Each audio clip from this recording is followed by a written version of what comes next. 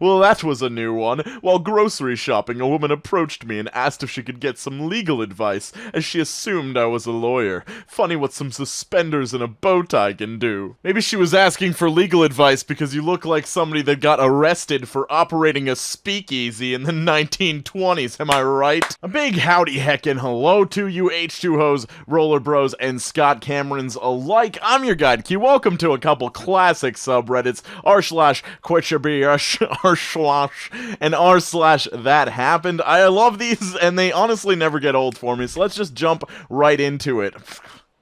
Y'all ladies are petty and live off of drama. That's why no one can be friends with y'all. All of your posts are about drama and whining about girls or people wanting your man. Read your own feed.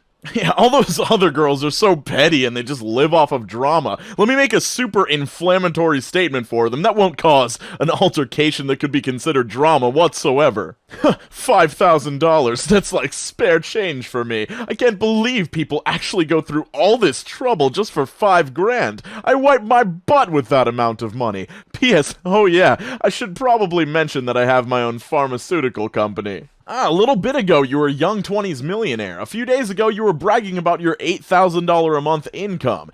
$96,000 a year is hardly making it. Earlier, you only accepted 9s and 10s, but you admit that your supposed girlfriend is an 8. Your IQ changes daily. You're not even a troll, you're just a projecting pathological liar. Enjoy nice guys and incels. Okay, let me just correct one thing. $96,000 a year is a really good amount of money, so I don't know why they say that's hardly making it, but yeah, if you're making $96,000 a year, you probably wouldn't be like, oh, $5,000 is pocket change. And I just love when people dig through people's Reddit history to disprove all of their claims. A reminder that we live in a world where turtles have tears and butterflies drink them for the salt. That is fascinating. Rainforest ecology is complex, but sometimes the simplicity of a bizarre interaction is just about perfect. Why do Americans struggle so much with distinguishing turtles from tortoises? These are most certainly tortoises. This has nothing to do with being American. It has to do with me being a biologist and knowing that these are side-neck river turtles, not tortoises. Follow along to learn more.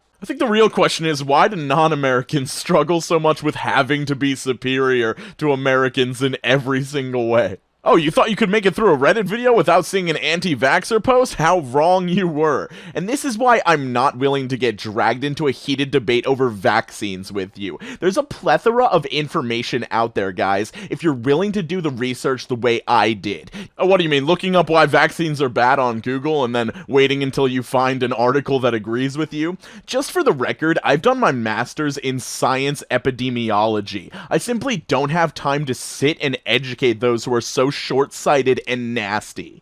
Oh, yeah, if that's the case, you might want to update your LinkedIn profile. It's only showing your BA in music/singing. Yeah, did you guys know that if you could hit an A5 with enough vibrato, you can actually cure your dying child of measles? My 14-year-old daughter has a part-time job that pays surprisingly well. She wants to move into her own place, and the math supports her ability to do so. Should I let her?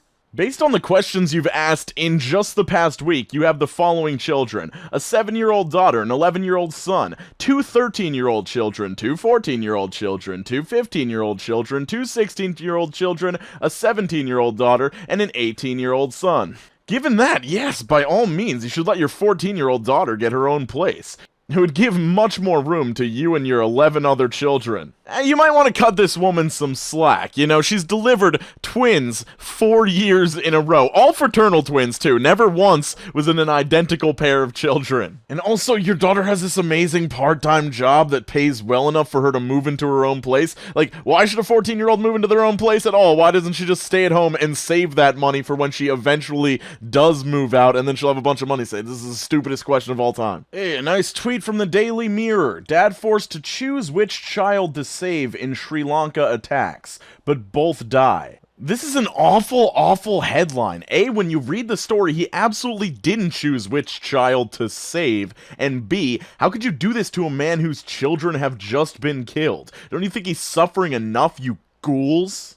Yeah, Daily Mirror, you're a garbage publication. How about you save the clickbait for something a little bit less serious? I used to drive a bus. I was going over a crossing and the motor died. I had kids yelling, "Train!" So I opened the door and got the kids off. I checked to make sure everyone was off, and the last thing I remember was running to the front of the bus. All I could think of was, I hope the kids were far enough away. The only one hurt was me. I lost my left eye, but it was worth it knowing that none of the kids got hurt or killed. I looked at your channel, and I don't think they let 15-year-olds drive buses. Oh, you just don't understand. The bus driver actually had a heart attack, and he was trying to drive the bus while simultaneously giving the bus driver CPR with his left foot. Don't you talk like that about a hero. I don't approve of tattoos. Mainly, it is written in the Christian Bible not to mark your body. I love you, Dwayne, but this is the only thing I do not approve of. It is your choice, of course. Lovin' the Rock. It also says not to pierce your ears or get a divorce, but one click on your profile shows you obviously pick and choose which parts of the Bible fit your agenda. Can you press F to pay respects? This woman has clearly been murdered by words. This was on a video about 9/11. My brother was on Flight 175. Rest in peace, Ben Hansen. There was no one on Flight 175 named Ben Hansen? Why? What do you have to gain out of lying about this? I actually posted this one on Twitter when I initially saw it. If you're the type of person who, when I say I'm hungry, you say try drinking some water first, please swiftly exit my life. You literally told us that, though. Okay, but didn't you say this in your body transformation video, or am I just absolutely insane? My advice for the Gabby Show on this one is if you're gonna have hot takes, maybe you should have a better memory of things you've said in the past. Or maybe this is a cry for help and she wants herself to swiftly exit her life. That's deep. I just moved into a new neighborhood and introduced myself to the queer barista by telling him, "Hi, I'm new here and can't find my menstrual cup, so I'm bleeding everywhere." And he said, "Oh, I love it. This neighborhood needs more personality," and handed me a free muffin. Is this heaven? Okay, I have many a problem with this. One, why did you assume the sexual preferences of this barista if you just introduced yourself to him on this day? Two, there's no way he said, "Ooh, I love it. This neighborhood needs more personality." That's not personality. That's just unsanitary. If that were me, I would have been like, maybe you should be in like a CVS looking for pads or tampons instead of coming directly to a Starbucks. Ah, yes, we've got some Tumblr wokeness here. Fun fact, male birth control existed before female birth control, but the man couldn't handle the hormone change, so they just decided to give it to women. Men are weak. They've been putting the burden of birth control on women since forever, but it's time they started taking some responsibility. Yeah, weren't all the side effects just mild versions of period effects? Yup, mild cramping, mild headaches, and mood swings, that's it. Yeah, actually, male birth control was making men infertile, and that's why we don't have a real male birth control yet. It's also another fantastic example of why men have a hard time opening up about stuff. Jesus Christ, what the hell is wrong with you guys? Not you, Blue, you're okay with me. Yeah, they had higher suicide rates, too. But the random person on Twitter said we couldn't handle it. It has to be 100% fact. Yeah, it was also causing impotency and depression, which caused suicides. Some of the men in the test group never recovered their sex drives, leading to divorces. This wasn't period symptoms, this was major health issues, and period symptoms aren't something you're supposed to see in men. It means something's messed up.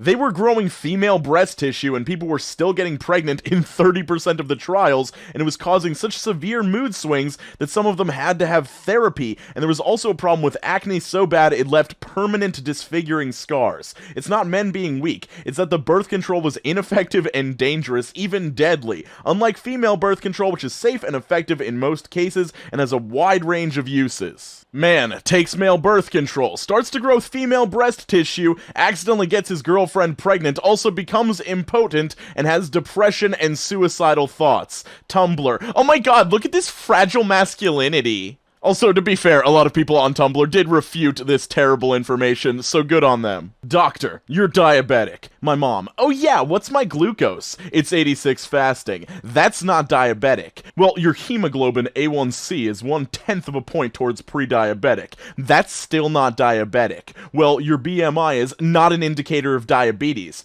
Well, you got neuropathy, which can be a symptom of diabetes, but isn't an end-all be-all sign of it. Do you know what happens when you give someone who isn't diabetic insulin? Well, they die, you idiot. Now, why are you looking only at my weight and assuming I have a disease when nothing else says I do? I'll correct your file, ma'am. One, a doctor would never say you're diabetic if you don't actually have the symptoms and the signs of diabetes. He might say, hey, you're getting towards pre-diabetic, but he wouldn't actually call you diabetic. He might say that 90% of people who have type 2 diabetes are obese and that you're at higher risk for diabetes because that's actually true, but yeah, this didn't happen at all. Also, as a fat person, I feel the need to say that, like, yeah, there's nothing wrong with having a little bit of extra weight. If you're, like, slightly overweight, that's not a big deal. But if you're actually obese, that does put you at risk for a lot of diseases and stuff, and you can't deny that. That's just denying science, and it's very ridiculous. It's like being a flat earther. Alright, I've got two major announcements. One, me and Dark Dom recorded an I'm 14 and This Is Deep video yesterday. It should be coming out tomorrow, so keep an eye out for that. I'll leave a link to his channel in the description. Also, I hopped into Shoe Nice's live stream earlier today, and he roasted me pretty hard just for saying something in the chat, and I thought it was